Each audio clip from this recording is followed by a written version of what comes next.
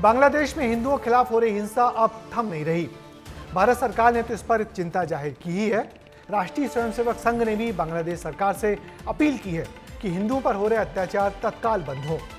RSS ने चिन्मय कृष्णदास की रिहाई की मांग भी की है और इस गिरफ्तारी के विरोध में संघ से जुड़े संगठन इंदौर में अब 4 दिसंबर को बड़ा आंदोलन करने की तैयारी कर रहे हैं, जिसमें देश का संत समाज भी जुटेगा।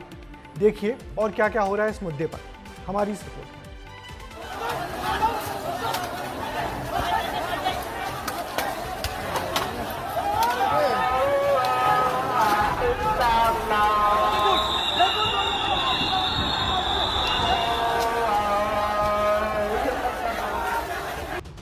बांग्लादेश में हिंदुओं पर हो रहे अत्याचार थमने का नाम नहीं ले रहे हैं। भारत सरकार ने चिंता जाहिर की है।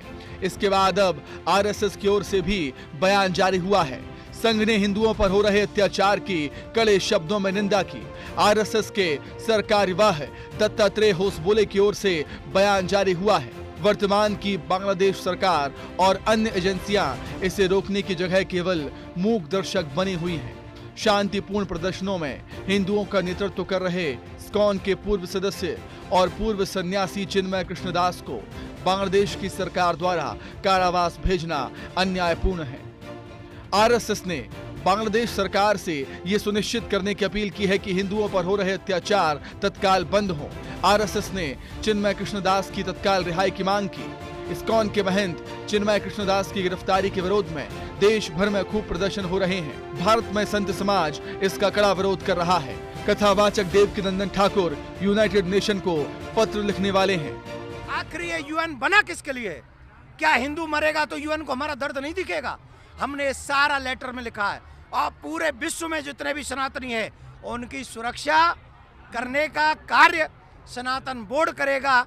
हमें सनातन बोर्ड चाहिए और जिन लोगों ने ये हत्याएं की हैं और उस पुजारी को अरेस्ट किया है, चाहे इस्कॉन छोड़ दे कि वो हमारा नहीं है, हम 100 करोड़ सनातनी कहते हैं, वो हमारा था, हमारा है, हमारा रहेगा।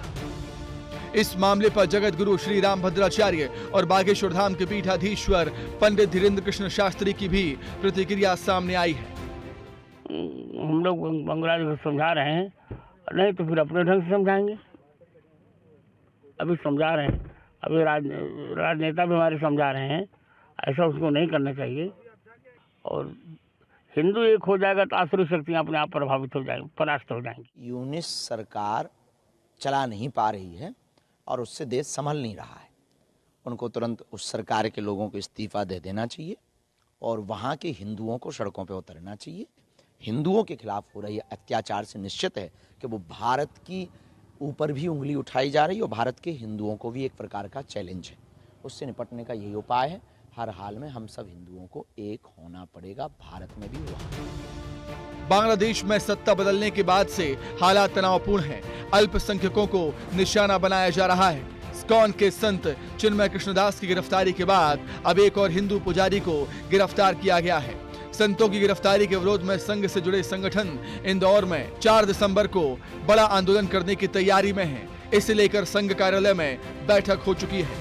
समस्त जातियों के जो प्रमुख हैं उस प्रकार के लोग इसी चिंता को लेकर यहाँ आए थे और तमाम विचार विमर्श के पश्चात सब लोगों ने मिलकर ये तय किया है कि इंदौर महानगर से एक मैसेज जाना चाहिए कि बांग्लादेश में जो हिंदू समाज के ऊपर अत्याचार हो रहा है वो तुरंत रुकना चाहिए और भारत और अंतर्राष्ट्रीय स्तर पर इस पर पहल होना चाहिए। भारत सरकार भी उस पर दबाव बनाने के लिए प्रयास करे। इस आंदोलन के माध्यम से बांग्लादेश में हिंदू समुदाय पर बढ़ते अत्याचारों का विरोध किया जा रहा है और सरकार से इन घटनाओं पर ठोस कदम उठाने की मांग की जाएगी। इंदौर में ये आंदोलन राजनीति और समाज के विभिन्न वर्गों के बीच हलचल पैदा कर सकता है, क्योंकि ये मुद्दा हिंदू समुदाय के बीच व्यापक कारण बन गया है। ब्यूरो रिपोर्ट, विस्तार न्यूज। इधर बांग्लादेश में हिंदुओं पर छुटपुट हमलों का दौर अभी भी जारी है। इस्कॉन के चिन्मय कृष्णदास की गिरफ्तारी के दिन हुई हिंसा में एक वकील की मौत के बाद 9 और लोगों को गिरफ्तार कर लिया गया है।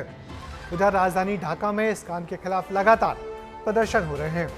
ढाका की मुकर्रम मस्जिद में जुमे की नमाज के बाद भी हिफाजते इस्लाम संगठन के हजारों कार्यकर्ताओं ने इस्कॉन के खिलाफ मार्च कर इस्कॉन पर पाबंदी लगाने की मांग की है।